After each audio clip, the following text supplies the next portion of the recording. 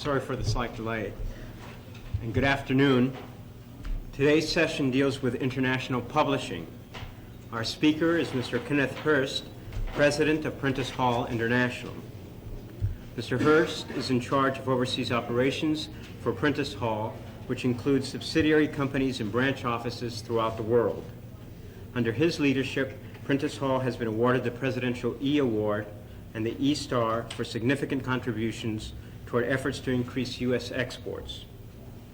Mr. Hurst has been an advisor to the State Department and the Agency for International Development, as well as a consultant and lecturer for several universities.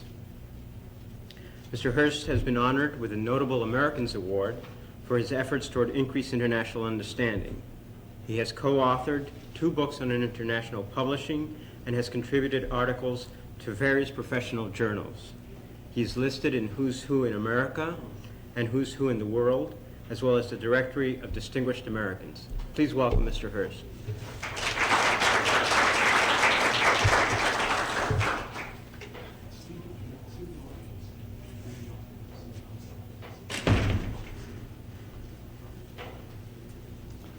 Good afternoon. My apologies for being late. The reason is, as Stephen found out, that every man has his price, and my price is 2 Bloody Marys. And I enjoyed them. Well, I assume that you all have the outline of the book publishing course, this one here, right? And so I'm going to follow the points which are listed here, 6A through 6I, and I'm going to add J, K, and L. But basically, we're going to talk about the historical background, the overseas markets for U.S. books, the U.S. markets for foreign works, kinds of books sold overseas and imported into the U.S. I guess that's almost the same thing, isn't it, Stephen? We could lump those two together. And then we'll talk about co-publishing ventures overseas, the pros and cons, and believe me, ladies and gentlemen, I've been involved in many of those, and I have my scars to prove it. And then we will talk about how a large American publisher like Prentice Hall or McGraw-Hill, I want to give equal time to my competitors, or John Wiley & Sons, how we establish branch offices and or subsidiary companies overseas, why we decide to do so, and how we go about it. And then the degree of corporate ownership and control exercised by the parent company. And the fact that Prentice Hall is located in Bergen County, which is the home of the mafia, has nothing to do with that particular subject. We then go into contractual arrangements and practices, import agreements and co-production agreements. I've just given Stephen, and I should have done this before lunch, but the thought of those, the anticipation of those 2 Bloody Marys slipped my mind. I've given him 2 very good articles on these 2 subjects by a friend of mine, Ken Ginniger, who was ex-Prentice Hall, now has his own company, and Bill Daly, who was our legal counsel, he's now passed on. But these were articles which they wrote together a couple of years ago, which appeared in Publishers Weekly, on import arrangements, how they affect copyright, bringing foreign books into the States. So whereas we will discuss that this afternoon, the nitty-gritty are in those 2 articles, and I think Stephen will arrange to have them Xeroxed and distributed to you in due course. And then we will talk about manufacturing books overseas, and there are pros and cons there too. And then, since you are all dealing with copyright officers, I thought we might bring up the dread subject of piracy, because the pirates of Penzance aren't only in Penzance, they are in Pakistan and Taiwan and the Philippines, and we will deal with those too. And then we will sum up. But first, I want to say, if you have any questions, please break in at any time, because this is not a formal presentation, even if we are on candid camera. Where's the camera? It's very informal. Let's have a little to and fro. I've learned some things at lunchtime, besides learning how much Bloody Marys cost in Washington. I've learned, in talking to Kevin, your attorney here, and I've learned some points about copyright law, which I didn't know. And I would like to learn more from you. So let's have a little ebb and flow. Please feel free to break in at any time with questions or comments, or, well, as long as they're not rude, but whatever you wish. Okay, the historical background of U.S. publishing overseas. How did we get started overseas? Why did we get started overseas? Well, I suppose it goes back to 1946. Before the war, and I hate it when little kids say to me, which war? Before the war, my war, World War II, the publishing market for technical books around the world belonged to German publishers. They published not just in German, but in English, and they had the market, including in this country, for technical books. Well, obviously, after the war, there was a gap, a void, and willy-nilly, the American publishers fell into it. I hate to give credit to a competitor, but to give the devil his due, I hope Harold McGraw's not listening, the credit does go to our big competitor, McGraw-Hill, who were the first in '46 to send people around the world, first of all calling on the US Stars and Stripes, the US schools overseas, in Heidelberg and Germany and in Japan, but then they realized there was a tremendous market for English language technical books. And this is how American publishers started in a very small way in the late 40s and into the 50s, sending people overseas and filling this market, first of all, selling the American technical book from the US. So first of all, we have, I'll put them down so we're all clear, we have US exports, right? This was from basically in the 50s. Now,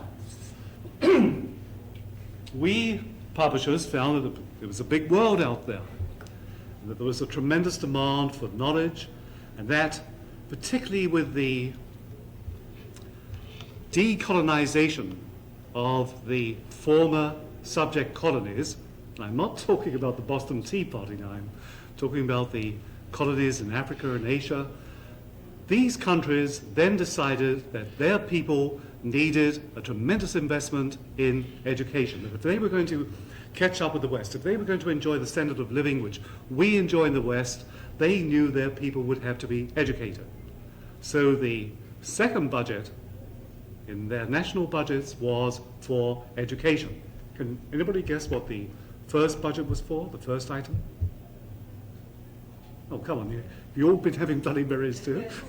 Right. Unfortunately so, and it's still true today. The countries in Africa and Asia, the number one budget goes for defense, and number two, though, fortunately, does go for education.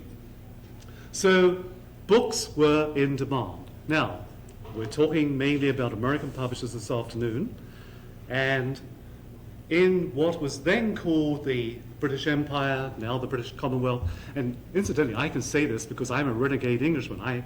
Unlike you, ladies and gentlemen, who are Americans by accident of geographical birth, I am an American by choice. I came over here in '46. Well, let me ask you, how many of you watched The Winds of War last night on ABC? Okay, I did too, and it brought back I was saying at lunchtime, it brought back a lot of memories to me, because I was involved in those events at those times, and I remember when Churchill became Prime Minister, and I remember the tremendous regeneration which swept across England when it was really galvanized by the power of the word, but the power of one man's words. Wasn't it Pope who said the pen is mightier than the sword? And I think Winston Churchill proved that the microphone, oratory, is worth 20 divisions.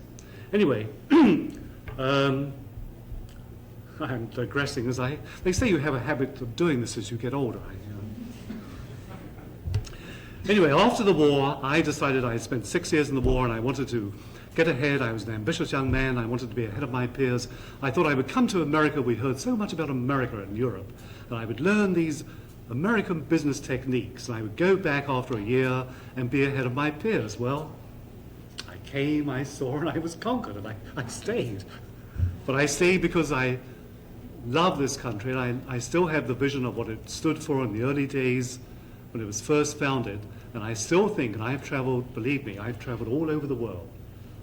I can't think of one country that I haven't been to, and I'm always so happy when I come back here and I live up in Rockland County, 45 miles north of New York. When I cross the Tappan Zee Bridge and I see the lights there, I just feel this is me, this is where I belong, and I'm just so very happy to be back. Anyway, I'm digressing. The British Commonwealth particularly the big markets of India, Australia, South Africa, New Zealand, obviously those book markets belong to the British publishers. But when the American publishers started going in, we started going in with new marketing techniques. You know, the British publishers didn't believe it. We gave books away, we sampled books to university professors. Good heavens, sir. Fantastic. Yes, we gave books away, we used direct mail to promote books, we hired salesmen to go out and sell books. The British publisher would never dream of hiring a salesman to call upon a professor. He's much too important, you know, mustn't disturb his valuable time. Well, we did. We sent in salesmen and we sold them, and we found out that they were human like anybody else and that they wanted to know what new tools were available in their subject field which would make their job better in teaching to their students. And so I'm happy to say that the US exports today in the markets of India, which was 100% British publishing owned, is now 50% American. Australia, which was 100% British owned, is now 25% Australian and 45% American, with the remainder going to the British. So the American publishers have, by and large, taken the lion's share of the market away from the British publishers. This is due to two things. Number one, the physical content of the books themselves. The books I grew up with, in my day at Cambridge, were very dull, very dry. The new books, as you know, those of you particularly who have teenage children going to school, going to college, those books are well presented, they have subheads, they have different colour. They are, I won't say they're fun to read, but they're interesting to read. And so partly the editorial content, partly the presentation, and partly the marketing, the actual selling. These were two fields where the American publishers were way ahead, not only of the British, but of any other publishers in the world. So they conquered a lion's share of this market.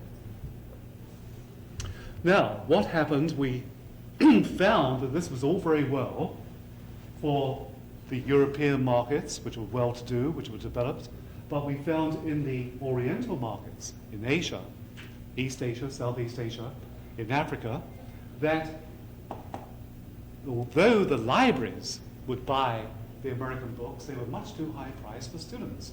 Say a $10 book here would be the price of a wages for a month for an average office worker in India. So the American publishers came out with what we call, we all have different names for them, but basically we call them international student editions.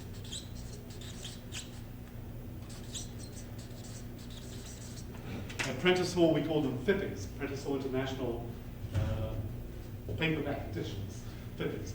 And they sell roughly for about 50–60% of the US price. So it was a $10, now there aren't many $10 books left anymore in textbooks, but it was a $20 US book, it would sell for about $12, $13 in the paperback edition. And these are meant mainly for the markets of the UK, Australia, basically the English-speaking world where the standard of living and the cost of living is lower than it is in the States. And so it's meant for those markets. But then we found out that the Asian markets, even this price was too high. That even $12, $13 was too high for the average Asian student. So I'm proud to say that, yes, I will say it, Prentice Hall was the first to set up a company in India called Prentice Hall of India, and we started publishing what we call 3 E's, Eastern Economy Editions. And these are reprints of the same basic American textbook, but they are printed locally on very cheap paper, very cheap binding, and they are priced to sell at about 1/4 to 1/3 of the US price. So what we have is, let's take easy figures, shall we? Well, I'm not very good at figures, so let's say $10, right? Then the international edition would sell for $5 to $6, and the Indian edition, the Eastern Economy edition, would sell for $2 to $3. That is within the purchasing power of the average Indian student. Today it's gone up a little, it's around $4 to $5, but the ratio is still the same. So, in a country like India, where you have over 100 universities, you have over 1 million university students, American publishers, and we were followed very quickly by, we all keep an eye on what our competition is doing, we were followed very quickly by McGraw-Hill, John Wiley, Addison Wesley, and others. We all have our equivalents of the Indian editions, we call them by different names, but these have, for the first time, made it possible for Indian students to go to a university and to be able to afford to buy and own books. Beforehand, they had to go to the library would buy multiple copies, 3 or 4 copies, and the students would have to line up to study the chapter which their professor had told them to examine. So the first time we got them into the habit, we, if you will, inculcated into them the habit of book ownership at an early age, which is not a bad thing to have. And they had the pride of ownership of these books which they could then take on after their university career.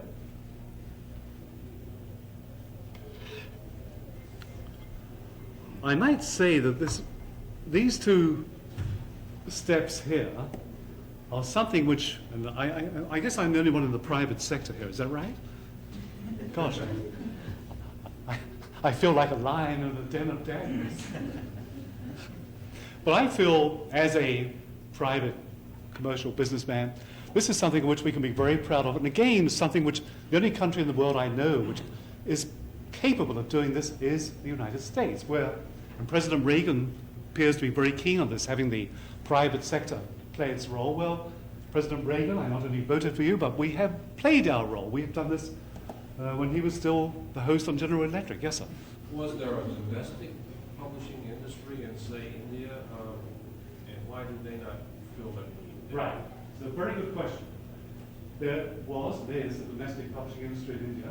Number one, they did not feel the need for, because they did not have the proper fee. What the people really wanted were the American books written by American writers, American authors, because this is where the advances were taking place. It was a book on nuclear physics. India has no authors who are capable of writing on nuclear physics. They have some who are capable of writing on Indian flora and fauna, on Indian business practices, they're not very different from ours these days. But mostly the subject courses were taught by professors, lecturers who got their degrees either in the UK or in the USA. And so they wanted books like the books that they learned, the books which they studied. And they knew that the books which were published here were so superior in every way to the books which were being, with a few exceptions, which were being written in India. And by and large, that's still true today. Our company in India, Prentice Hall of India, publishes about 50 these reprints, these Eastern Economy editions, a year. We've given them carte blanche to publish original works because we don't want to be thought of just as a reprinter. We want to be thought of as a publisher. And yet, they really come up with about 10 original books a year. That's about all they can find in the whole of India that are really worthwhile publishing. And these tend to be books with local appeal, Indian law, Indian practices. Yes? You say they publish in local Indian books. Do they publish any of them like in English? Well, we have tried. We tried to publish one book in Hindi, which is the national language of India. There are 17 major regional languages, which Tamil in the south is known by 40 million people, which is what the population of France or England today. And if a person from the south of India comes up to New Delhi and meets somebody from the Punjab, from the north, they will converse together in English. English is their medium of communication, it's their lingua franca, if you will. And the government of India, in one of its spells of nationalism, said, okay, we're going to use our own language, and we will use Hindi, which is a northern language. But the southerners said, we don't want to learn another language. We know Tamil, we know English. Why should we learn a third language? So English still remains the main medium of communication within the Indians themselves and of teaching at universities, which is why English books are still used. Now, it is true in certain subjects they tend to use Hindi. They would teach in Hindi even though they use the book in English. We tried publishing a book in Hindi once. The trouble is, it all had to be typeset in New Delhi, and you sent the proofs to the printer, and he would return them. You would pick up 12 mistakes. You would send those back. We can send them back to you, you correct those 12 mistakes and make 12 more mistakes. Well, this went on, and finally my hair fell out. So we don't publish anymore except in English. There are 17 languages, but we leave that to the Indian publishers, and in fact, we do sell the rights to the Indian publishers to publish in their local languages, so that our book will be here in English, and there will also be Hindi editions, Tamil editions, Urdu editions, Bengali editions, and so on. But by and large, at the university level, which is where the thrust of the American publishers is, it is in English. And the other reason for the students wanting to learn in English is that they all have this great burning desire to emigrate. And you can't blame them. And they all want to come to the States. They know they want to come to the States and be an engineer, be a nuclear physicist, or whatever. They have to be able to communicate. So they know that learning in English, from books in English, will better fit them to emigrate to the UK or to the US and qualify in their particular field.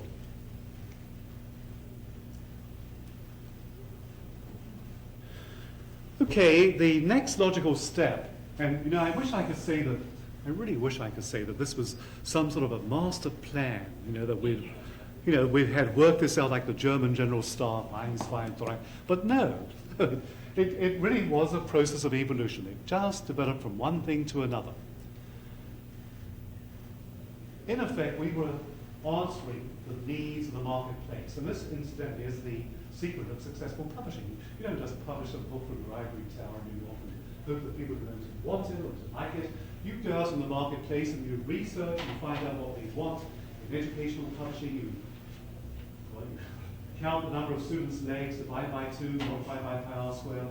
You go out in the marketplace, you get to know the professors, the reviewers, you find out what's happening to the subjects, what subject is going to be big in 5 years' time. You hire your people now for 5 years, hence down the road, to get other people to start writing, reviewing the books. It's all coming back from the marketplace. You are reacting to the needs of the marketplace. And the same thing with this. We sold the American edition overseas. We found out in many areas that was too high priced. So we came out with exact replicas, paperback editions at lower prices. Some of these were printed overseas, some were run on here in the States, which has the advantage of getting the manufacturing unit price lower in the States. Then we found this was too high for the Asian students, so we came out with Asian editions at even lower prices, printed locally. Local printing, local binding, they would fall apart after a few months, built-in obsolescence. But then we found step 4. Can you guess what step 4 is? No, that's a good answer, but not quite. You're a couple of steps ahead. The next step is we did find areas where English is not used, is not spoken. Latin America, for instance, just down the road. And so we found that we had to take our product, and we're on number 4, and put it in language editions. So the big American publishers, we founded Prentice Hall de Mexico, Prentice Hall de Brazil. We then published our books, the same books. We had them translated locally by professors who were teaching the subject. The trick in a good translation is to get it translated by somebody who is actually teaching the subject, not a journalist, not a, well, forgive me, a hack who would just go to the dictionary and take word for word, somebody who understands the subject. Not too old, so they're not fossilized in their way, not too young, they've got to have some experience, and you get them to write the book with the inner meaning of the work. Then you get at least 2 other people to review it. You're doing it in Spanish, and well, there you have problems, because there is no such thing as a 100% acceptable Spanish across Latin America. There are different nuances in the way Spanish is used, different words in each area for the same basic English word. So if your book is translated by a Colombian professor, then you would get somebody from metropolitan Spain and somebody from Mexico, maybe from Argentina, to review it and smooth out all these nuances. In fact, even in some of the books where you can't do this, we have a glossary. We say, in Colombia they say this word, and in Argentina they say this word. Because the funny thing is that some words that use the English word, like carburetor is carburetor all through Latin America. So we found that we had to go into language editions if we were going to take advantage of reaching these large areas, 200 million university students in Latin America. It's a big market. So we found ourselves then publishing in Spanish, Portuguese, other major languages. And this then led to the very logical next step, number 5, was that as we became part of the local scene, as we had our companies around the world, as local people knew we were American companies, as our sales forces in each of these countries went calling on professors in universities, these same people, these same professors, were also writing their own books. And lo and behold, they looked to the prestige and the profitability of the biggest single market in the world, the USA. And so they would tend to come to an American publisher rather than a local publisher because they knew that we had worldwide distribution. So the next thing, we found ourselves being offered all sorts of original manuscripts, and we found ourselves publishing them. So ipso facto, which is a word I learned from Kevin at lunch, we, American publishers, found ourselves becoming worldwide publishers. We found ourselves accepting manuscripts in New Zealand or Australia or in India or in Brazil for worldwide publication in English. Particularly, the overseas author was always interested in what we would do in the USA because, as I said, it was partly prestige and partly this was a very large market. So that leads into where we are today, which is we are, most of us, the big American firms, you know the names, are truly multinational publishers. As I said, we didn't plan it that way, but it happened. So that now we find ourselves, and let me give you a good example of multinational. We can have, I have on my desk today, at least it was there yesterday, a book written by a professor in Tel Aviv, and it's a book on electronics, which was published by our company in England. They did all the contact with the author, and they did the editorial work. It was actually printed in the US because we figured that about half the market would be in the US, and therefore we could save the freight cost by shipping it back here from England. And the price, at any one time you have to check the prices of printing around the world, which will change not only the local prices, but also the relationship of the dollar to sterling, which is $2.20 last year, is $1.50 this year. It makes a big difference. So you keep an eye on all these things. We're printing it in the US. The reprint is already scheduled to be done in Singapore, because where you have the films, you fly the films out to Singapore within a week. Within a week, you can have a reprint, whereas it takes 3 to 6 months in this country because it goes through the system. The system gets to be like a dinosaur. In Singapore, you can get books published much quicker and printed much quicker than you can in this country. This is what I mean by multinational publishing. This is where we are today, where we have an author in one country, we're printing it in another, editing it in another, reprinting it in another, depending on the flux of the currency situations, printing costs around the world. Of course, in a way, this is a reflection of what is happening in other businesses too. The world has shrunk, it's almost one world, as Wendell Willkie prophesied, and you have your giant conglomerates like ITT and IBM doing the same thing on a much bigger scale. But even a homegrown small cottage industry like publishing, American publishing, we're doing the same thing. And I think this is good. I think it's very good because it's, well, number one, we're creating a lot of jobs around the world. We're training a lot of jobs. For instance, Indian publishing. You asked about Indian publishing a few moments ago. When I admitted I set up Prentice Hall of India 25 years ago. When I went there, Indian publishing was cruddy. The books were, awful. By dint of competition, by American publishers going in there and competing with Indian publishers with their home ground, they have been forced, willy-nilly, to upgrade their standards, not only of editorial quality, but of physical quality. I gave a talk to a bunch of Indian publishers last January in New Delhi, And I complimented them. I said, Indian publishing has really come of age. That now, 25 years later, they're publishing books which I wouldn't be ashamed to publish under my own banner. And I told them they should make themselves known, that they should now have booths at the Frankfurt Book Fair, they should be coming to the States, and they should be in Dallas, Texas this June at the American Booksellers Association. They should have a big booth for Indian publishers, Indian publications. The credit for this, I must say, goes to the American publishers, because the Indian publishers, being human, would not have done it by themselves. They were forced to do it by competition from the Americans coming in, forcing them to upgrade their standards. Sorry, I keep walking away from your little magic item. Yes, sir. American labor unions involved in printing do not want to have American books printed overseas. In what you just described about international publishing, do you think that there are as many foreign works that get printed in the United States so that it balances? Well, I don't know the answer to that. I would imagine, off the top of my head, that roughly it would balance, but I don't know. I know that there are a lot of foreign books printed in this country. What the ratio is, I honestly don't know. But I'll also give you my own personal opinion. I don't really care, because I don't think it matters. I can only give you the same answer I gave the US ambassador in Singapore this year when I was out there, and he invited me to lunch.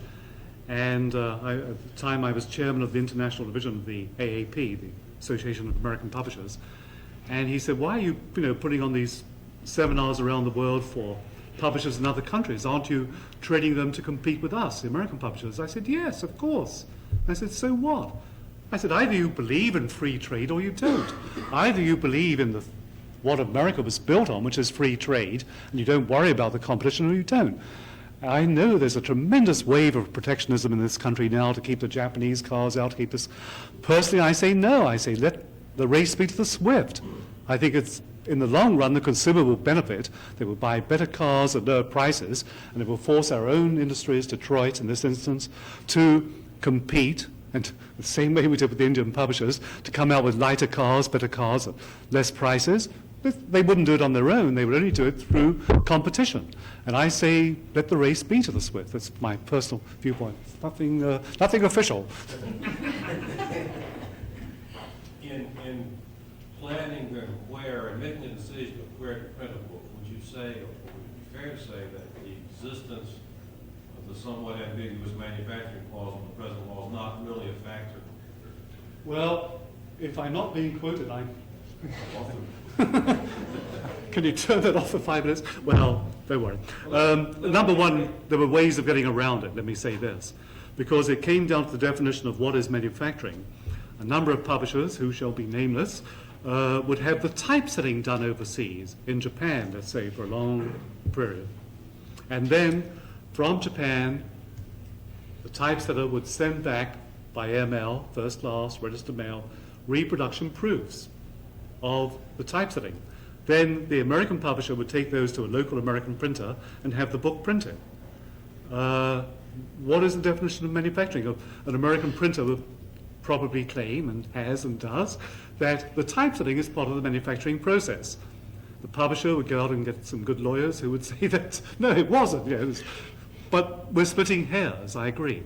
And when this came up last June, for the manufacturing clause as part of the copyright law, and you ladies and gentlemen are much more familiar and competent to judge that than I am, but you know that was the thing which doomed it. President Reagan was quite willing to have it thrown open to competition, but there was pressure from the printing unions who said, oh, there'll be lots of jobs lost in this country, and so it was again postponed. Again, I can only give you my personal opinion. I would say, yes, there would be some loss of business beyond what there is now, but there wouldn't be that much more because there is a lot going on right now, the ways I've just mentioned. Again, I would say that if American publishers can get better printing at lower prices overseas, good luck to them. Make the American publishers do, let's say, what Volkswagen have done in reverse. Let them set up companies overseas and compete with the local people overseas and compete with the American publishers' dollar overseas. I believe very strongly in a free market. In the whole of history, this has nothing to do with my subject, but the whole of history teaches that where you've had an open and free market, you've had prosperity. West Germany after the war, how did the economic miracle of West Germany was due to a strong currency and an open market. We have a strong currency in this country today. We don't have an open market. I shouldn't be saying these sort of things, should I? This is not a political speech, but I just believe very strongly in what was the original premise of the American way of life, a free market. And everywhere you have that, you have success. The smallest countries in the world are the ones with the greatest red tape. When you go there, they would take up 3 pages in your passport, you can stamp it. And they would be the ones with the greatest restrictions on currency controls. Even England had currency controls until a couple of years ago, after the war. America does not have any currency controls, and I would hate to see it, because it would, to me, start diminishing or signal the erosion of the basic principles which really built this country. But that's next speech. That's next week, right, Stephen? Okay, the next subject, according to your schedule, we've taken the historical background, we've taken the overseas markets for US books.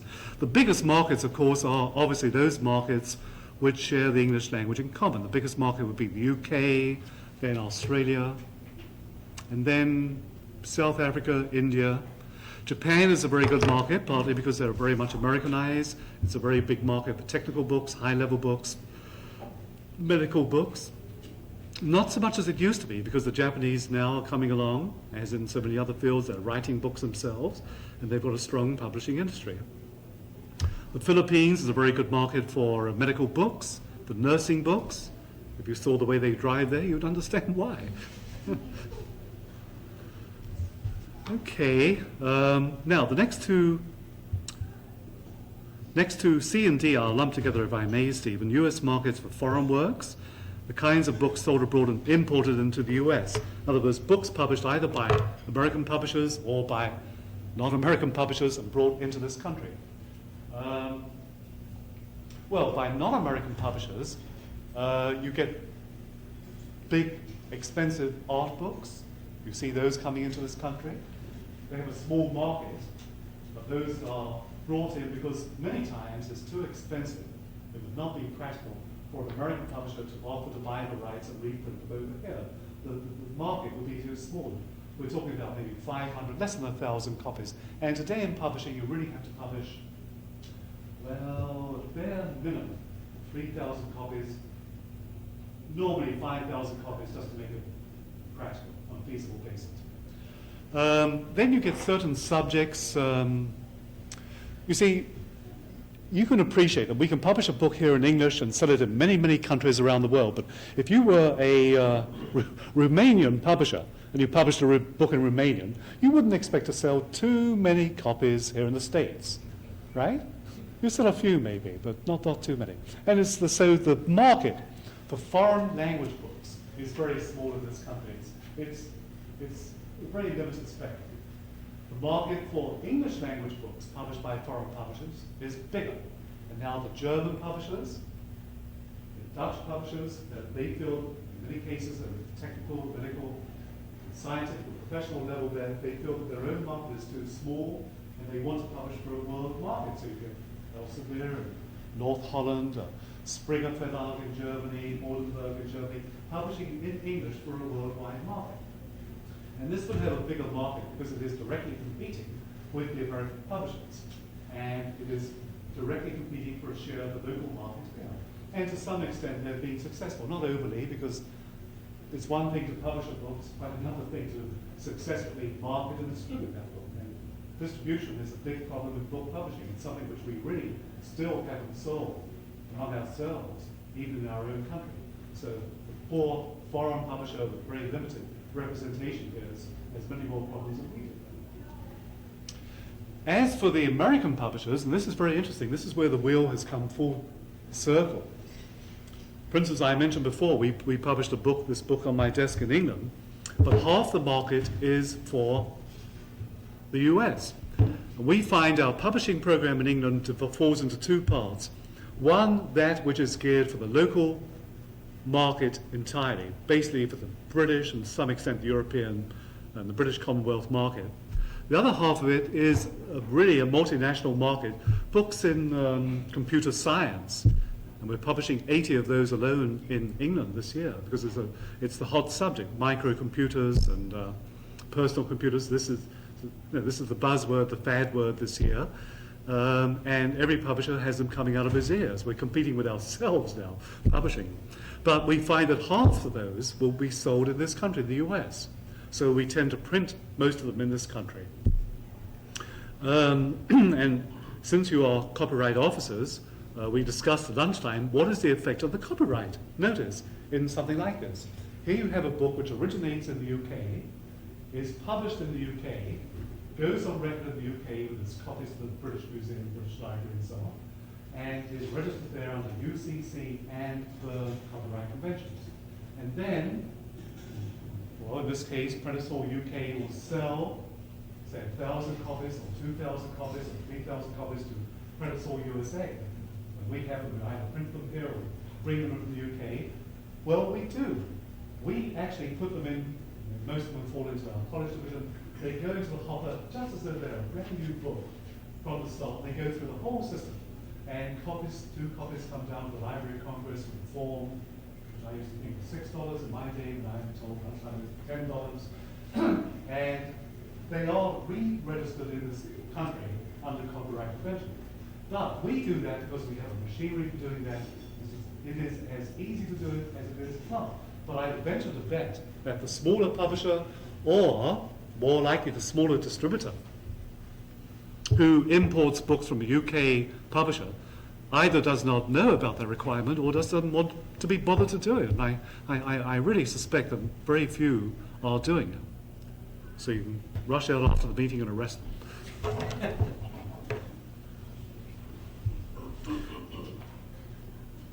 Okay, the next subject is an interesting one, co-publishing ventures, the advantages and disadvantages. And I can speak from experience on this. I've tried it every which way. And I would say, again from experience, that if you are going to play ball in somebody else's ballpark, the best thing is to use their ball and their bat and let them run interference for you. This is what we have done in many countries. In New Zealand, we formed a company. It would be very easy to form. There was no legal obstacle to forming a company, Prentice Hall of New Zealand, 100% owned by us. But then we'd be in somebody else's ballpark, a strange ballpark, you know. No, what we actually did, and we didn't think it out quite this quickly, but what we did is we found a large company, Printing and Packaging Corporation of New Zealand, the 8th largest company in New Zealand, which had a very large subsidiary called Whitcoulls, which had a printing operation of its own, publishing operation of its own, and they had 17 large, good bookshops on university campuses. So we said, aha, this makes them a very desirable mate. And in a way, it's like a marriage, it's like an arranged marriage. And so we became 50-50 partnership with Whitcoulls. The company is called White Hall, Wit and Hall, get it? Wit, Hall. And this immediately gives us access to and favored attention to these 17 campus bookshops across New Zealand. So our books are way up front, and those nasty McGraw-Hill books are down the back. Because, you know, after Wednesday, I won't talk this way. You know why? Because on Valentine's Day, I retire. I finished 25 years with Prentice Hall on February the 3rd. Before that, incidentally, I was with McGraw-Hill. I've been with the two big ones. I was a defector. And I made up my mind a long time ago to retire when I reached 60, which I will do in April. And so Tuesday, Valentine's Day, I kissed Prentice Hall goodbye. So from Wednesday onwards, I'm going to be very nice about McGraw-Hill. It isn't Wednesday yet. So that this is what we did in New Zealand. In South Africa, okay, South Africa, it was a good market, but we were a little leery about setting up a company, Prentice Hall of South Africa, and I guess you know the reasons. We were afraid that it would react on our business back here, that a lot of university professors would say, gee, what are they doing in South Africa? Ooh, you know, ban their books, and that's all we needed. So even though personally I feel two things I believe in very strongly, a lot of things I believe in strongly, but the next two I believe in very strongly are, number one, that books are apolitical. They should not be subject to any political barriers of any kind. They should transcend political boundaries, because knowledge should not be taxed and it should not be censored. Secondly, I felt that by making American books with American knowledge and with stories of the American success story available in South Africa, that we can only be doing good. We'll be spreading the American way of life through books which people are willing to pay for. You have an agency over here, the United States Information Agency, which goes to a lot of trouble to spread the gospel of the American way of life overseas. We're doing it through American book publishing, through American books, free, and people are paying to get that information. Remember. So I saw nothing wrong with our selling American books to university students in South Africa. I felt this is good to expose them to the wider American way of life. Okay, in Brazil, in Mexico, again, this is even more so. We there chose partners who were in business, had good track records, established publishers, and whom we knew, whom I'd known over a period of years, whom we liked. The chemistry was right. This is important too. It's like marriage. You've got to, you pick a good partner. You've got to be able to get along with them. It's very important. You've got to be able to trust each other. It's very important. And so in our language editions, we said to them, okay, what we would do with the new company, Prentice-Hall do Brasil. Number one, Prentice-Hall do Brasil would have the pick, the creme de la creme of all the new books, 1,000 books. There was 1,400 last year, 1,400 new books which Prentice-Hall publishes in a year. Prentice-Hall Brazil can choose which ones it wants to publish in Portuguese. Now, if there were not a Prentice-Hall Brazil, we would license rights to maybe a dozen different Brazilian publishers. And some rights would go here, some would go there. This way we save the best for our joint company, Prentice-Hall of Brazil. Number two, we say we will help you with American marketing methods. And I will say that when the partner and his son came up to the States and they came to a few of our sales conventions, they were amazed. They told me that within 3 weeks, and we had one last year in San Francisco, they learned so much that it's revolutionized the way they're going to do their business down there. They said, this is worth, if we get nothing more from our partnership with Prentice-Hall, this 3-week period has been worth it. And I felt good about that.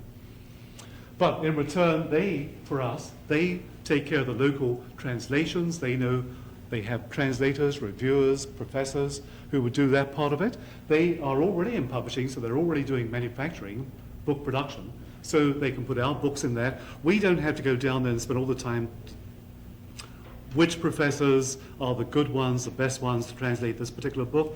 We don't have to deal with printers who usually have two prices, the local price and the price for foreigners. This is true whether it's at the grocery market or at the printing house. We can work from within. And so it works out very well. It's like a good arranged marriage. Both partners bring strengths to the marriage. We both supplement each other and complement each other. So this works very well in choosing a partner overseas. Okay, I won't spend too much time on this because I don't suppose too many of you will be setting up partnership companies overseas, but if you have any questions, please let me know. Corporate ownership and control exercised by parent company. Well, first of all, you see, we have this big whip. Well, okay, I can speak for our own company, and I think it's more or less true of the other half dozen or so large American publishing companies who have subsidiaries overseas. You have to start with very, very firm ground rules, guidelines. And that's important because if you don't, you know the old saying, as the twig is bent, the tree grows. If you don't, it's very, very hard, right? Again, I speak from sad experience. Change things a year after they've been established. Any operation, any group of people, set down a system and then try to go back a year later and change it. Very impossible. We've been doing it this way. And you have to find systems like punching bag. It's very difficult. So you think out very carefully the way you want to set up the system in the first place. You go out and you say, okay, You're going to be the boss, you're going to be the number 2 person, you're going to be the 3rd person. This is the way it's going to work. You tell them 1, 2, 3, 4. And they all say yes. You put it down in writing, they agree to it, and that is the system. But now, within those ground rules, within the policy, within the strategy, you give them almost complete autonomy. This is the other side of the coin. Because they will know how to sell your product, your books, much better than you can. You can't Monday morning quarterback them from New York or from the States. They know their local markets much better than you. So once you agree on the credit terms, no more than 30 days, 60 days, once you agree on the amounts that they can spend without authorization, $2,000, $5,000, whatever, depending on the market, if you set up, they know what they can do. It's like, with your children, you give them the ground rules. You can stay up to 7 o'clock, and if you want to go to the movies, you can go to the movies. You want to have 2 ice cream sodas, it's up to you. It's going to like, but you've got to be home by 7 o'clock, and you make sure that they understand it. And if they come back late one night, you administer a little physical chastisement, so they know it. And the same thing with corporate managers overseas. You administer a little physical chastisement, you pull them out. But basically, you say, these are the ground rules, this is what we're working on, this is what you can do. Anything above that, you get permission back here. And once you set up those systems right from the very beginning, this is so important to it from the very beginning, it usually works out pretty well. But don't try to overrule from back here. You can't nitpick, and when in doubt, you give the local people the benefit of the doubt because they're out there, they're out in the field, and you back them up against your own people back here in the States. If they're wrong, okay, they made a mistake. When I go on a trip, I always tell my people, make decisions. What the hell, man? If you sell the company, you gotta go Chrysler. As I told you, I'm retiring on Wednesday, and I trained my successor for the last 2 years. I brought him in from McGraw-Hill, as it happens. But he's a very good man, and I groomed him for this position. And a couple of months ago, the board were questioning me and on him and his qualifications, and they said, what is he like on making decisions? And I said, well, he's like you and me. He'll make some good ones and some bad ones. We all do. Sure. And I said, the only way to learn to make decisions is to make them. They said, he's been in your shadow, what happens after you leave? I said, he'll make some. He'll make, and he'll learn by doing them, which is the way we all do. But you've got to give them the authority. You've got to give them the autonomy, throw them in the deep end, let them swim. And most of them, most human beings, including everybody in this room, will rise to the occasion. I digress, I'm sorry.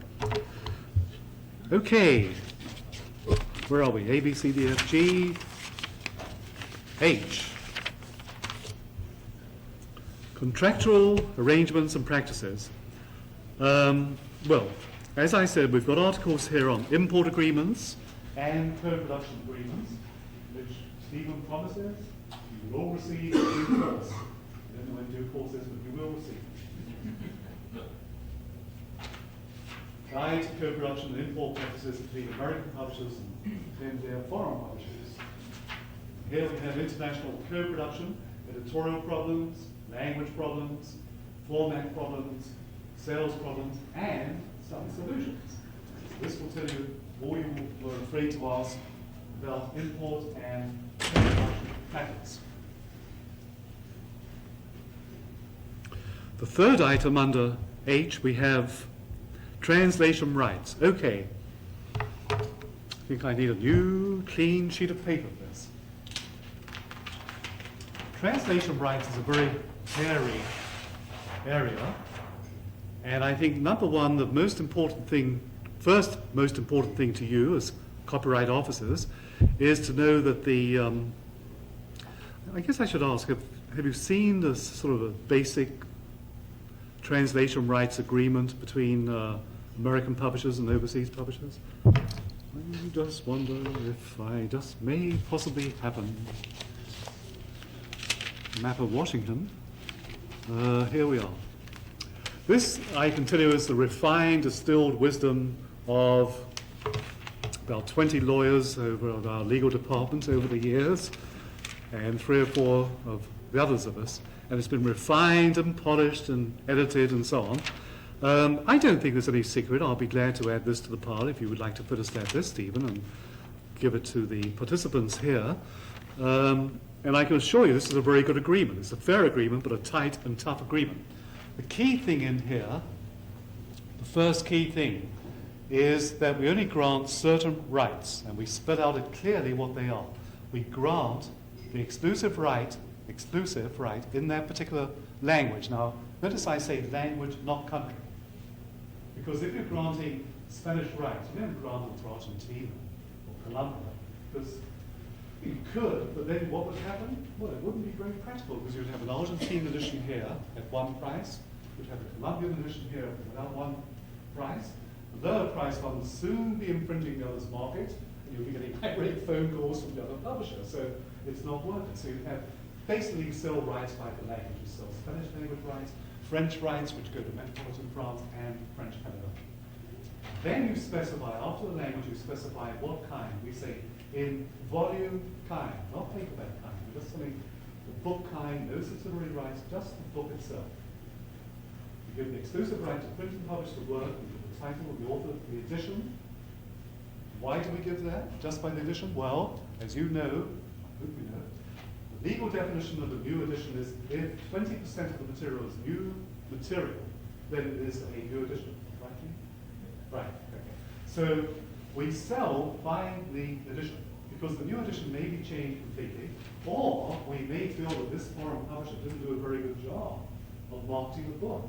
The royalty statements which he made to us, which we then share the royalty payments with our authors, they may have been disappointing, much less than we expected. So why should we license the new edition to him? No. We'll try to find some other publisher who will do a better job.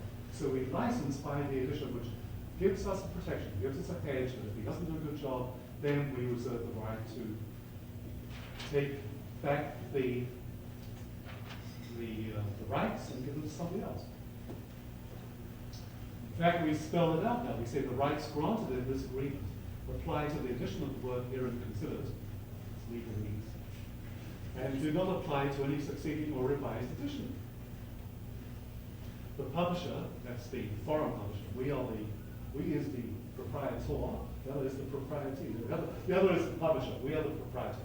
The publisher, that's the foreign publisher, is granted an option to negotiate, notice the wording here, very clever, negotiate purchase of rights to any succeeding or revised edition within 6 months of the US publication of such edition on the same terms as those stipulated in this agreement, except that the royalty rate to be applied in the formulation of royalties due to the proprietor, never based on the number of copies sold by the publisher, will be based on the cumulative number of copies. Do you see what I'm saying?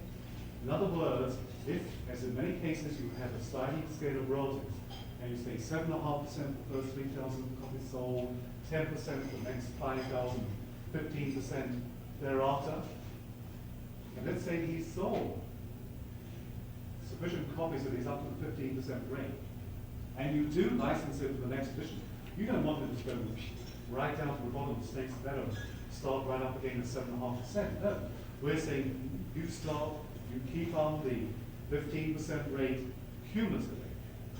And if you pass go to not correct to what it was. All right, what's there? Got to get on again next week? Let's take a 10-minute break. I promised myself I'd get the 4 o'clock flight back to New York. With your kind indulgence, we would do just that. Now, we were talking about this contract, and I think, just see if there are any other major points here. There are a couple. We say that the publisher, now the publisher is the foreign publisher, right? The publisher will copyright the said work in its own name or in the name of the proprietor, which is the American publisher, Prentice Hall, and in compliance with the Universal Copyright Convention and, where applicable, the Berne Convention and the Inter-American Copyright Convention. This isn't probably, you know this better than I, this probably isn't really necessary because we have copyrighted the original English edition, which is the basic work, that's copyrighted. But, you know, we're just not taking any chances. It's like wearing suspenders and a belt. We're asking the foreign publisher to copyright his language edition in his language. And I guess it's easier if somebody were to plagiarize from, say, the Spanish edition, it's easier for him to go to court locally and say, this person has plagiarized my Spanish edition of this work. It's certainly a lot easier than now trying to do it from New York. So I guess that's our thinking now. We also ask the publisher, that's the foreign publisher, agrees to print the English title and the following notice in the English language on the title page or the reverse thereof of every copy of the work. And it says, original English language edition published by Prentice Hall, copyright C in circle, 19, whatever, by, and it's usually either Prentice Hall, the publisher, or the author. Now, as you know, and again, correct me if I'm wrong, as far as I understand, there really makes no difference whether the work is copyrighted in the author's name or the publisher's name. I mean, people always sue the publisher anyway. They think we're richer, right? You know, is there any practical difference? Yes. It should be the name of the copyright holder. Which, It's true that under the current law, you might not lose, up until through 77, you could have lost copyright with an approach, with a casual approach like that. It's true that now that should not happen, but the current law still says it should contain the name of the copyright owner. It's the author, it should be the author's name, if it's Prentice Hall, it should be Prentice Hall's name. The penalty would probably be minimal if you registered. The law also speaks of an error in the name of the notice. But do not make the mistake of thinking it's unimportant. right. Is there any advantage, one way or the other, of having the book copyrighted in the name of the publisher versus the author? I think I avoid commenting on that. That would be a matter of contractual right, which Yes. you're, Right. yeah. The publishers normally say, I think, that it's easier for them to have the copyright in their name because they can handle all of the permission. True. Administration. Right. Yes, and then usually their agreement with the author agrees that they will give him X% of the rights derived from subsidiary rights from, ranging that he would get 90% on movie rights down to usually 50-50 on translation rights. If it's a very important author, he or she or their agent might get 75 and the publisher 25.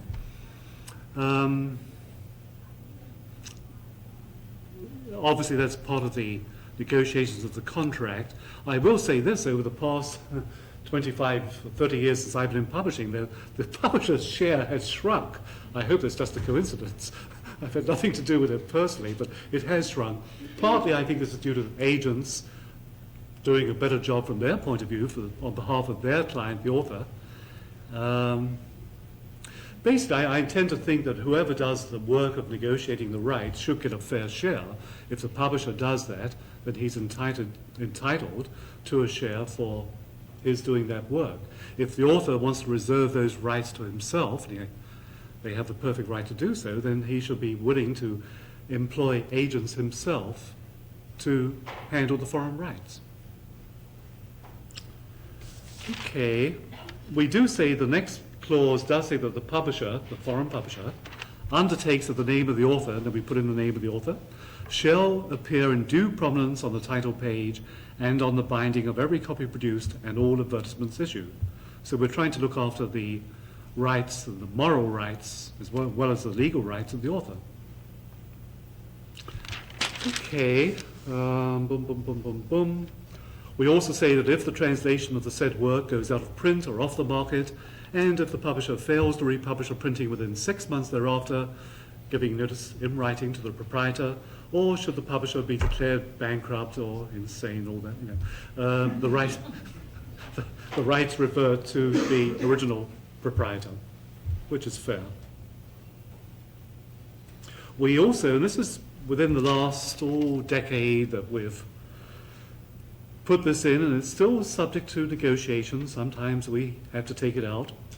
Clause 16, we say this agreement is limited to a period of 7 years from this date, and all rights conveyed to the publisher hereunder, including but not limited to the right to sell inventory, shall terminate with this agreement.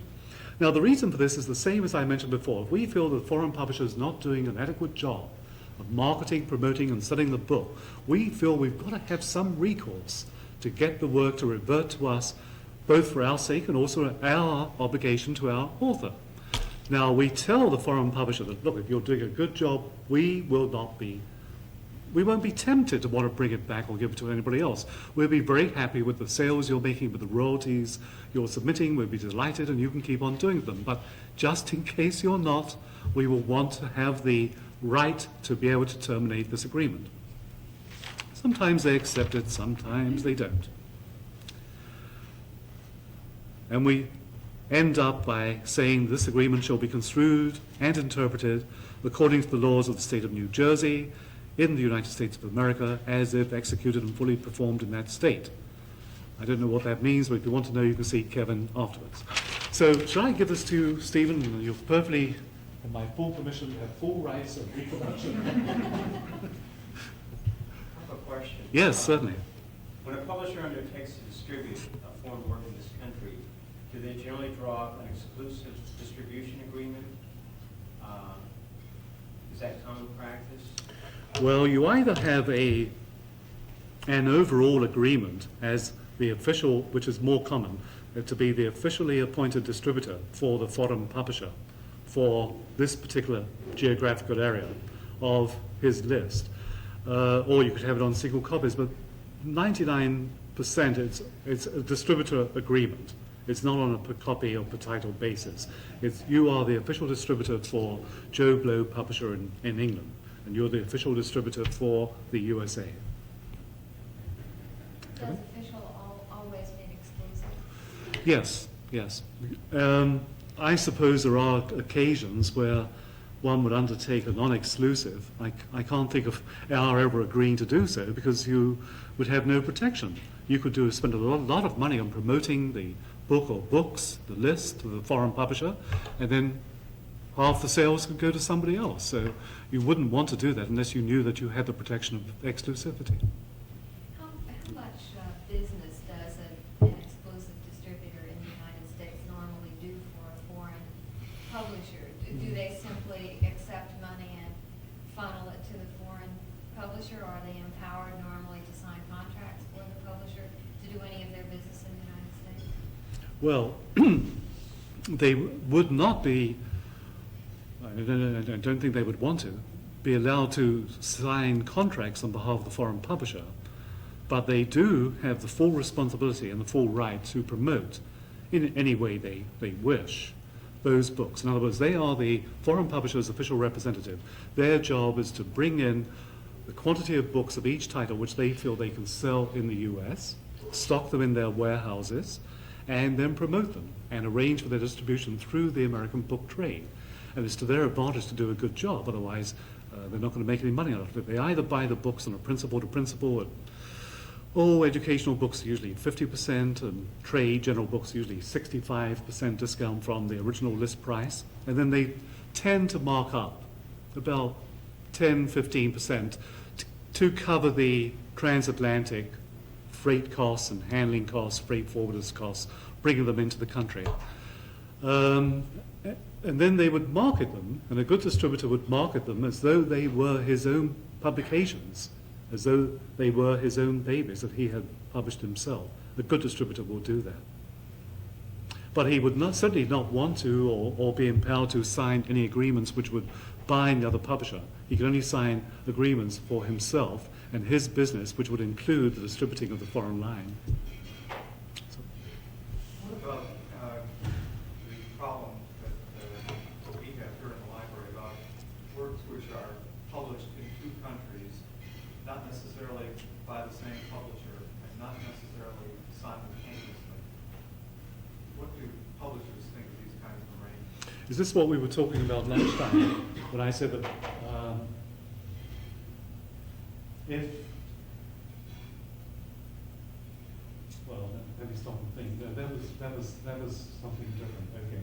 So what you're saying is if a distributor, or let's say a publisher, let's say Prentice Hall over here, sees a book, and we do. We find many books which have been published first in England, general books, trade books and so on, and we will take it. Or maybe they haven't been yet published there, but we've been in touch with the publisher.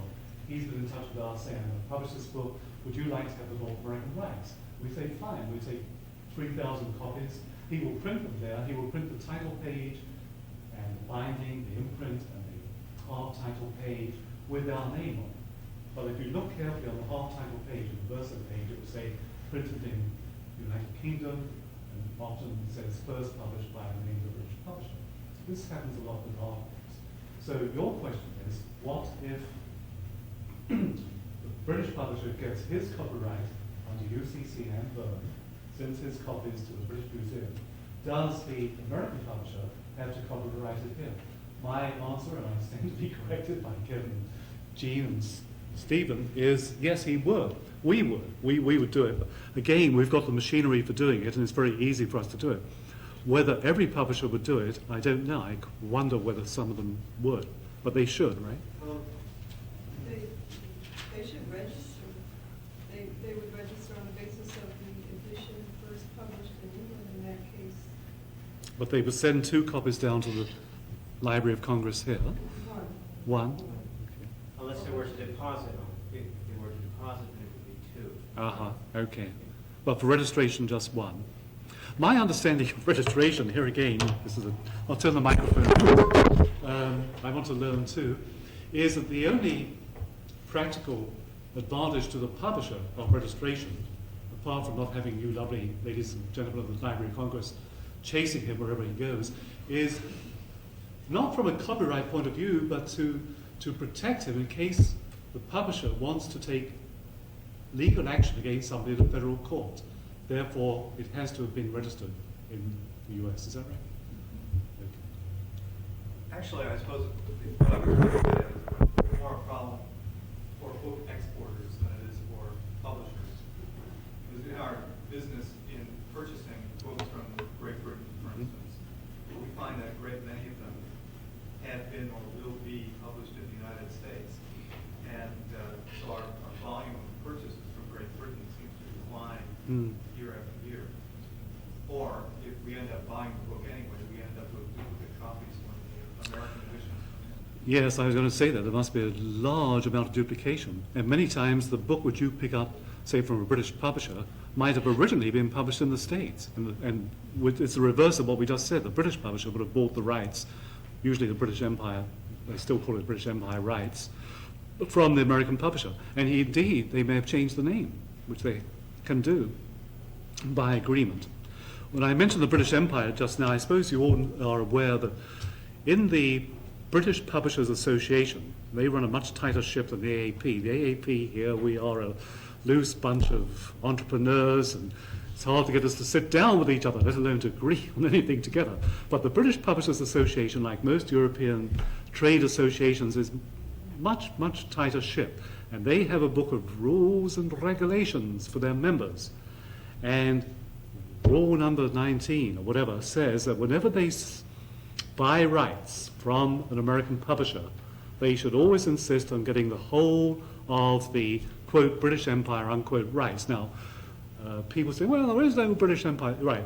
The legal definition for the British Publishers Association is that the British Empire, as it was constituted on January the 1st, 1947, all the dominions and colonies and protectorates and whatever, which form part of the loose amorphous mass of the British Commonwealth, January the 1st, 1947, are classified for publishing terms, the publishing understanding, as the British Empire rights. And they don't want their members taking just the UK rights, just the Great Britain rights. The reason for this is Great Britain is a small country, and the average British publisher has traditionally exported over 50% of his print runs, and he's exported them to the other parts of the British Commonwealth, Australia, India, South Africa, and New Zealand. And he is afraid that if he just buys the rights for Britain, his sale will be halved and it won't be as worthwhile for him. And that the American publisher would then be able to sell the rights to someone else. Now we're coming into the famous, or should I say notorious, Justice Department action against 21 publishers, of whom Prentice Hall was one a few years ago, where the Justice Department said, aha, you must not do this. This is exactly what you're doing. This is collusion. This is restraint of trade. This is wife beating and all those nasty things. And of course, we all denied it vociferously. But in effect, yes, this is what we were doing. Many of us, though, were doing it on a very eclectic business decision. Many times we would say, okay, the bigger publishers, we have our own companies in Australia, New Zealand, so on. Right, we will market the books in those areas, so we will only give the British publisher the right for England. But the smaller or medium-sized American publisher who did not have his own distribution, it was a lot easier for him to sell the whole of the British rights, British Empire rights, to the British publisher and let him handle the whole thing. Most publishers look upon subsidiary rights income as gravy anyway. It's the, they look upon the Publishing Act as the real business which we're engaged in, and the periphery, the subsidiary rights income is extra, so they're not that worried about it. The Justice Department said, no, you mustn't do this. You've got to get bids, at least prove that you've got bids for each single market, Australia, New Zealand, and so on. And the middle-sized American publisher, they said, that's impossible. That would take much too much time. It would take more time than the income we would derive from those sources. And this went on for a few years, and a lot of lawyers got rich. I think a lot of young lawyers were hired by the Justice Department. Sorry, Kevin. Nothing personal. And it went on, and the Justice Department, a lot of people went over to England and spent a lot of time travelling around London.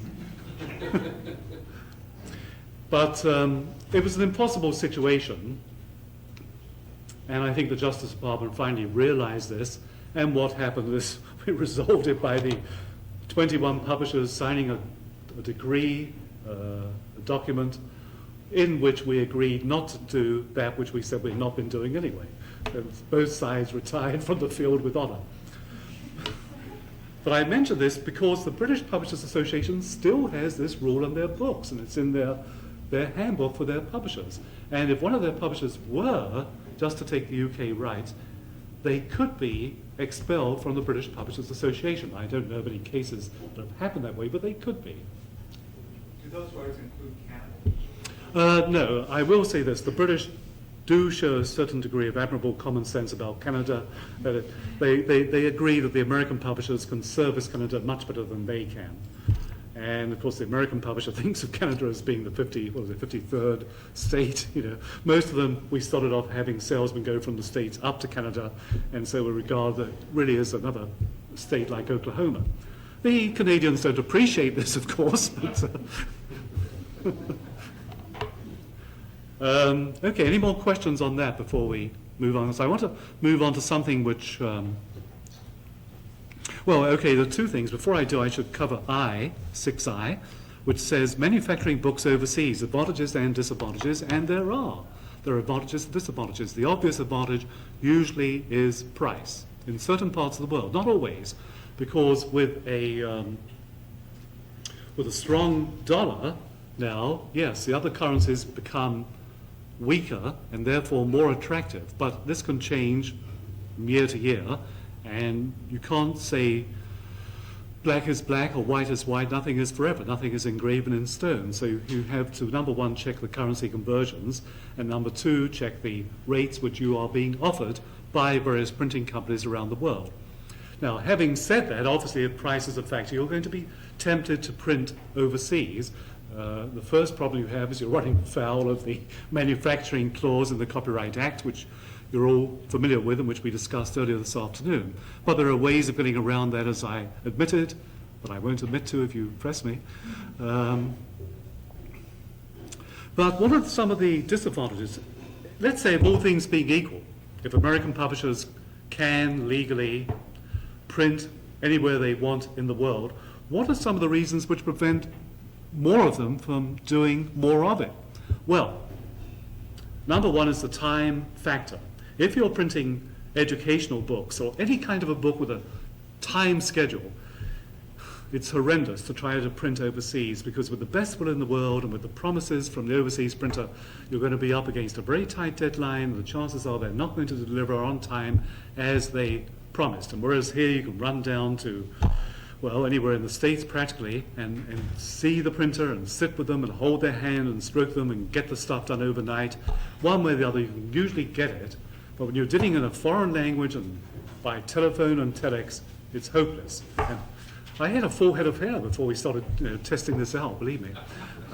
I can assure you. So if you have any kind of time schedule, please take my advice, don't try to do it overseas.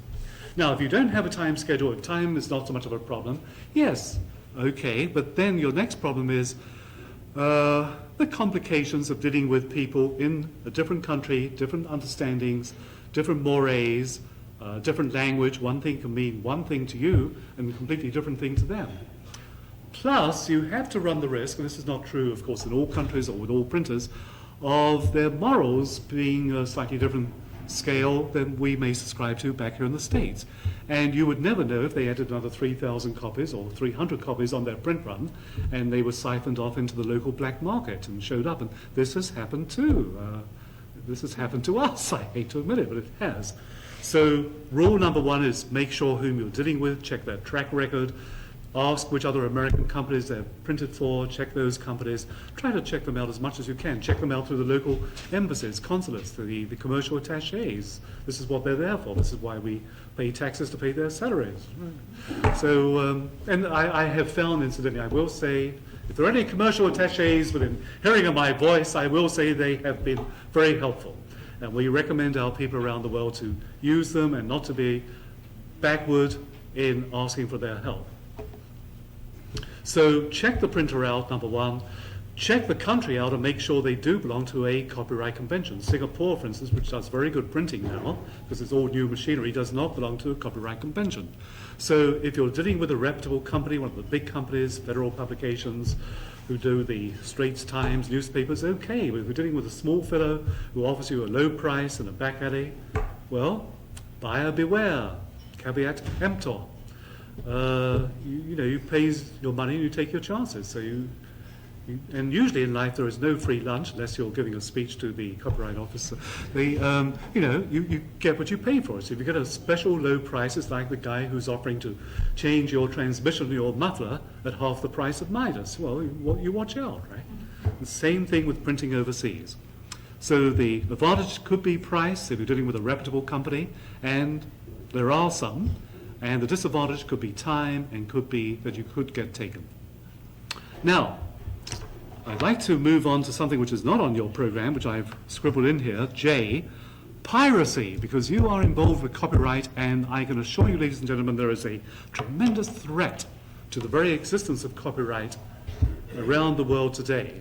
And I would hazard to say that if it were not confronted, if it were not dealt with within the next few years, that the whole of the publishing scene could be in grave danger of anarchy around the world, including this country. Now, most of you know about the current AAP suit against NYU on copying. And we chose, there was a lot of discussion about this in the AAP before we went onto the field of battle, and we chose NYU because they are a very large, very prestigious, and a very fair and reputable university. And we felt, if we can make this stick here, and if they will agree, we're not after damages, we want to get the principle agreed upon that professors, lecturers do not have the right to take part of this book, part of that book, and put them together and, in effect, create their own books for their students without any recognition of the rights of the creator of that work, the author, and also, of course, the publisher, but the author. If we can win that case, we will have struck a blow for liberty. There were two other cases last year, which you may not have heard about, where the AAP took legal action against two commercial copying mills, which were opposite two universities, which will remain nameless, and both copyright mills, which were making a lot of money from the students on copying parts of books, gave up and retreated before they were hauled into court. So we knew we had a very good case. But this is, in a way, it's like stamping out brush fires. It's like Janus' teeth. You stamp on one and they're going on down the road. This is very much worse in certain parts of the world. Singapore, there are photocopying machines and shops on every corner. And I just wondered that we sell any books at all in Singapore. And I was there in March, and I spent 2 or 3 days calling on government ministers, the Minister of Law, the Minister of Culture, this and that, about this.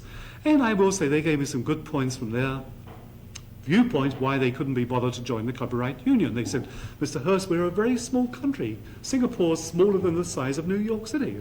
It's true. Doesn't have as much traffic, but it is smaller. And they said, you know, if you go to any international union, you'll find 12 people from France, 20 from America. You'll find 1 from Singapore. We don't have that many people to send to all these international operations. We don't have the time to get involved in joining all these international conventions. He said, look, I've got these, I forget which minister now, but he said, I've got these papers on my desk now from UNESCO, and they're asking us how many different kinds of alligators we have in Singapore. I said, who cares? He said, we're trying to make a living. And he said, we don't have time for this sort of nonsense. So he said, look, he said, we do have a police act on the books about copyright contravention. If you let us know there's any piracy going on in Singapore, we'll send a policeman out there and we'll take due process of law, but we're not going to bother joining a convention. And I went out of there half convinced. But they have a point of view. They're not doing it just to be arbitrary.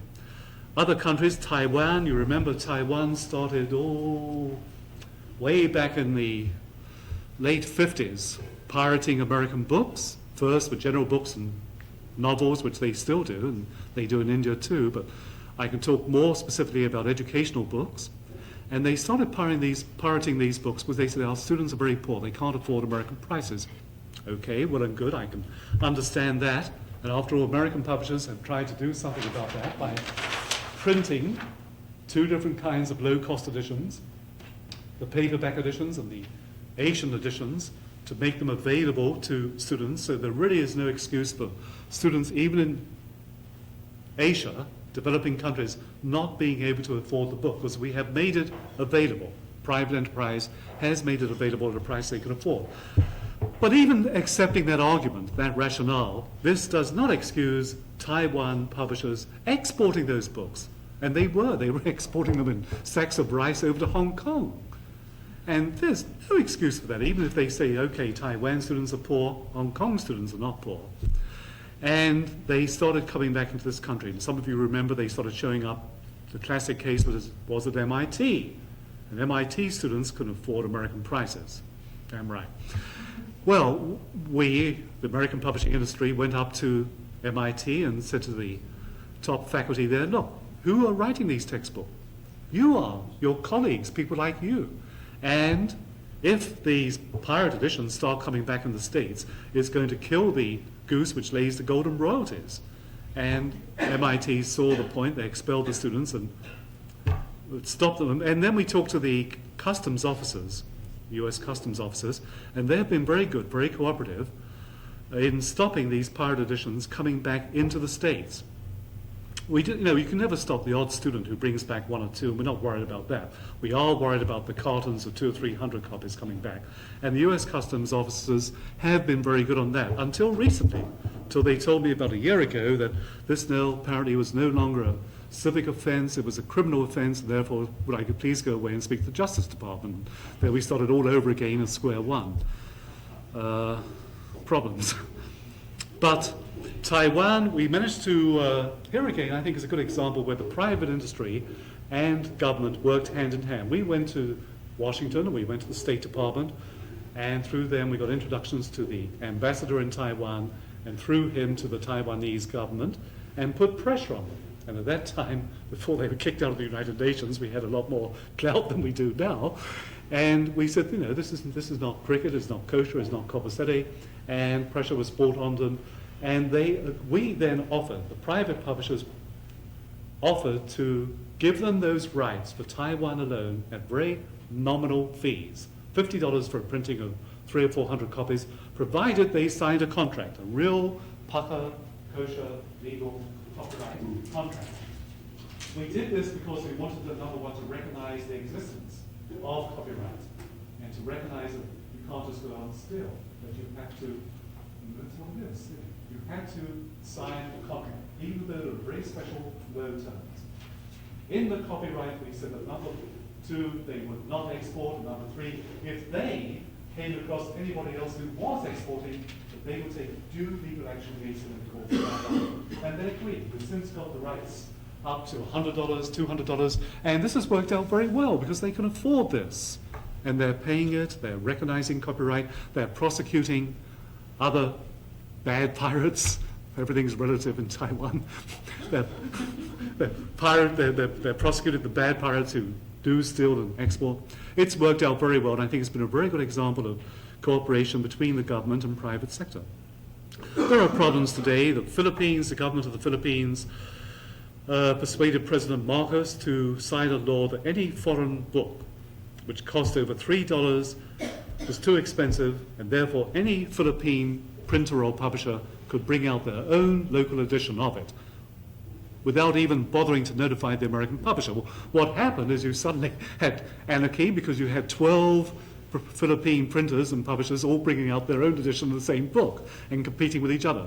So then they revised the system, and we went to them and we did some lobbying with the government, and we got them to revamp the rules which said, okay, any book over $3 which is imported is too high priced, and if there's a demand for it by Philippine students, okay, a local Philippine publisher can then apply for permission to reprint. But they have to apply to the National Library, which I guess is the equivalent of the Library of Congress in the Philippines. They have to apply for permission to reprint it. So first come, first served, it's only given to one, it's not given to 12, so it solves that problem. Secondly, they have to pay royalties to the American publishers. These are low royalties, and there was a lot of discussion about this and bargaining, but finally we agreed on 2% of the US list price. So if it's a $10 book, the US publisher gets what, 20 cents? I'm not very good at figures. But he gets 2% of the US list price. At least he gets something, and again, the Filipino publisher signs a contract with the American publisher, trying all the time to get them to recognize and admit that they recognize law and order, copyright protection. We're willing as an industry, and I guess I'm speaking for my colleagues now, ex-chairman of the AAP International, to make concessions in developing countries where they have a case. We're not hard-hearted, we're not Scrooges, we're not Flints. If they have a case, okay, we're willing to meet them, but they have to agree to recognize copyright, to pay something, even though it's lower than normal, to pay something and to recognize that they should be paying something. We cannot condone out-and-out piracy because it is out-and-out stealing, and stealing is stealing, and we just won't stand for it. You don't go into a store and steal a loaf of bread and say, well, I was hungry. You still get hauled up in court, and the same thing should apply to stealing intellectual food properties. There are problems today in Pakistan. Pakistan is, well, I guess it's in anarchy in every sense, it's in economic chaos, and as a result, Pakistan is at the moment, as far as the book world is concerned, in chaos. There's piracy going on, pirates stealing from the pirates, and we are talking to the Pakistani government about it. We're trying to work through the State Department here. It's a slow, laborious process. You don't cure these things overnight. We are working on it. But I do submit that piracy has to be tackled wherever and whenever it raises its ugly head, because if it spreads like wildfire, the American publisher would find themselves just publishing for the American market, and therefore we would lose all the hidden advantages of spreading American knowledge overseas. The British used to have a saying that trade follows the flag, so they went out and built an empire because they knew trade would follow the empire. Well, I would submit that trade also follows the book. If you have American books using American illustrations of American equipment, of international harvester tractors, God knows they need the business these days. You know, when people study from these books, they're going to grow up with these illustrations in their minds. They're more likely to buy American equipment than other countries' equipment. So I think American books perform a very good function for the US balance of trade. Is anybody here from the Department of Commerce? Please tell them then. Please spread that word along to them. Okay, in summing up, if I may, because I still have my eye on that 4 o'clock plane, the world is growing smaller in every way. This is affecting the publishing business because the world of ideas is shrinking too, not the ideas, but the world of ideas, the circulation of the ideas. You may say, well, what about all these newfangled gadgets of computers and technology and so on? Yes, they are playing a tremendously important role in the spreading of communication and will do even more. But will they replace books? No, I don't think so.